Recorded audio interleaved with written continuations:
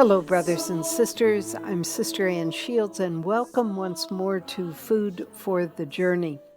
The first reading today is taken from Paul to Timothy, chapter 3, beginning with verse 1 to 13. This is a description in the very early church of what a good bishop should be, and this certainly Robert Bellarmine exemplified it. Whoever aspires to the office of bishop desires a noble task. That's true. To desire the office of bishop, you have to understand that you are to be ready to die for your flock. It's not a call to prestige. It's not a call to honor. It's a call to service. It's a call to be a shepherd after God's own heart. It's a call to put your life on the line for the salvation of your people. We need more and more bishops like this. Therefore, a bishop must be irreproachable, married only once, temperate, self-controlled, decent, hospitable, able to teach, not a drunkard, not aggressive, but gentle, not contentious, not a lover of money. He must manage his own household well, keeping his children under control with perfect dignity, for if a man does not know how to manage his own household, how can he take care of the church of God? He should not be a recent convert, so that he may not become conceited and thus incur the devil's punishment. He must also have a good reputation among outsiders, so that he may not fall into disgrace, the devil's trap. Similarly, deacons must be dignified, not deceitful, not addicted to drink, not greedy for sordid gain, holding fast to the mystery of the faith with a clear conscience. Moreover, they should be tested first. Then, if there is nothing against them, let them serve as deacons. Women, similarly, should be dignified, not slanderers, but temperate and faithful in everything. Deacons may be married only once and must manage their children and their households well. Thus, those who serve well as deacons gain good standing and much confidence in their faith in Christ Jesus. Brothers and sisters, this is a description of what was required in the early church for deacons and priests and bishops. But I want to say that the qualities that are here are qualities that every single one of us should be living by.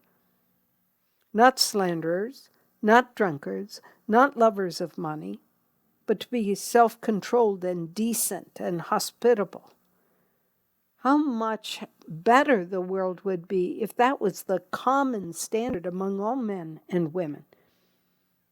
I notice that he says here women should be dignified, not slanderful in everything. A steady, sure, firm presence.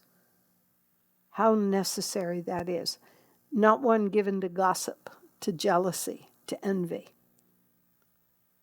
Brothers and sisters, we can take a lot from this passage for our own lives rather than saying, well, my bishop doesn't do this, or the deacon in our parish doesn't do this, or the deacon's wife is this, and so on. Use this to examine your own conscience, first of all. I want to share with you for a moment a story that I think I've mentioned on the radio once before. It was a marvelous story of a man whose wife had died. He was mourning a great deal. And so he came to his church, Protestant church. He came to his church and he asked the pastor if there's anything he could do to serve.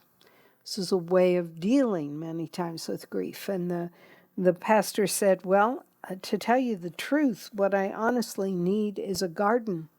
I need a garden for all kinds of reasons, for ministry and for feeding the poor, etc. But he needed a garden, flower garden, vegetable garden.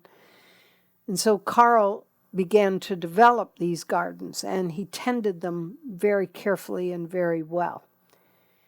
And on a particular occasion, a group of boys or young men who were up to no good saw him on the ground, digging, tilling the soil, whatever it was he was doing. They picked up his hose and they squirted him with the hose until he was soaking wet. Then they laughed, pulled up a few things that he had planted, and went on their way down the street. Carl never told anyone what had happened. Carl picked himself up, dried himself off, and began to redo the garden.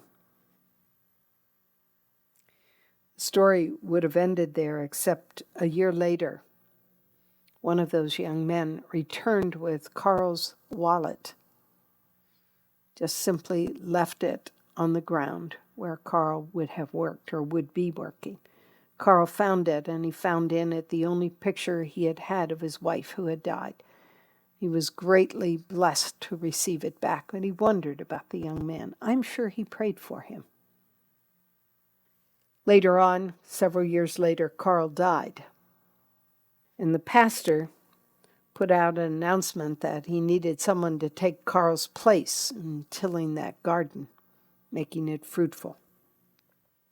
A young man, African-American young man, walked into the pastor's office one day and he said, "Could I have that job of caring for Carl's garden?" And the pastor said, "I'm a little surprised. You're not a member of our church." He said, "I know, but I would like to do it." So the pastor gave him the job.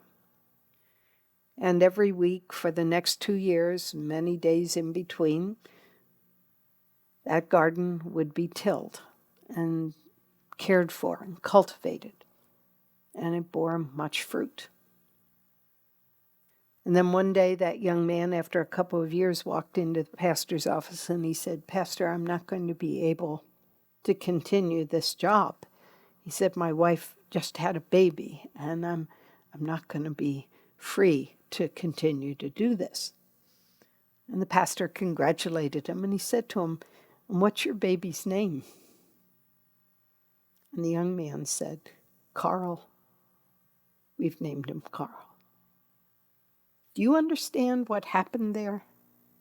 Do you understand that the way in which Carl treated them, because they came back to taunt him a couple of other times, he never lashed out at them. He bore it in patient silence. Sometimes that's the right thing to do. He bore it in patient silence, the mockery, the ridicule, sometimes the pain, the physical pain. And that one young man out of that crowd, that one young man, was converted. Brothers and sisters, we never know what good we are going to do. We never know. It could just be silencing a smart remark. It could be not being impatient in return. It could be refusing to be jealous or envious. It could be all kinds of things. But you never know in that act, that selfless act of offering it to God and not lashing out at the other person, that selfless act may bring conversion to someone else. Our bishops, our deacons, our priests are called to fulfill these qualities here, yes, but so are we all, brothers and sisters. So are we all. And we never know what grace is going to work in a soul because of the Christian way in which we respond. I want to move in the last few moments of this program to Luke chapter 7, verses 11 to 17. Jesus journeyed to a city called Nain, and his disciples and a large crowd accompanied him. And as he drew near to the gate of the city, a man who had died was being carried out, the only son of his mother, and she was a widow. A large crowd from the city was with her, and when the Lord saw her, he was moved with pity for her and said to her, "Do not weep." And he stepped forward and touched the coffin. The bearers halted, and he said, "Young man, I tell you, arise." The dead man sat up and began to speak, and Jesus gave him to his mother. Fear seized them all, and they glorified God, exclaiming, "A great prophet has arisen in our midst. God has visited his people." This report about him spread through the whole of Judea and in all the surrounding region. Brothers and sisters, here's Jesus. He lived on this earth. He bore the fatigue and the weariness of human toil. And yet Jesus, who had journeyed to a city called Nain, he was with his disciples, and when he drew near to the gate of the city, he hadn't even entered the city, he realized that a man who had died was being carried out, the only son of his mother, and she was a widow. That meant that woman had nothing, no means of support. She was in an extremely vulnerable position in that society. No husband, no son, no brother, no one to step in and to care for her. And Jesus, how much he must have thought of his own mother. And he stepped forward and he halts the funeral procession and he raises to life again this woman's son. Brothers and sisters, you and I, right in the midst of what we're doing, right in the midst of our own fatigue, there might be somebody who goes by us with a great need.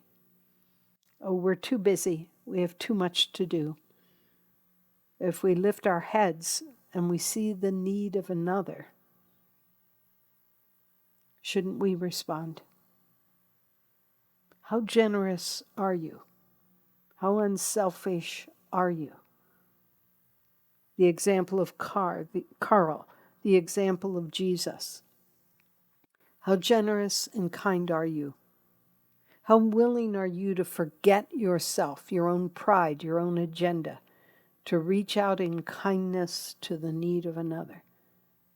These are questions, brothers and sisters, in our day. This is one of the most powerful forms of evangelization, is to reach out in generosity and kindness. Not just giving people things, but giving them yourself, giving them your time, giving them what they need. May God abundantly lead you and bless you.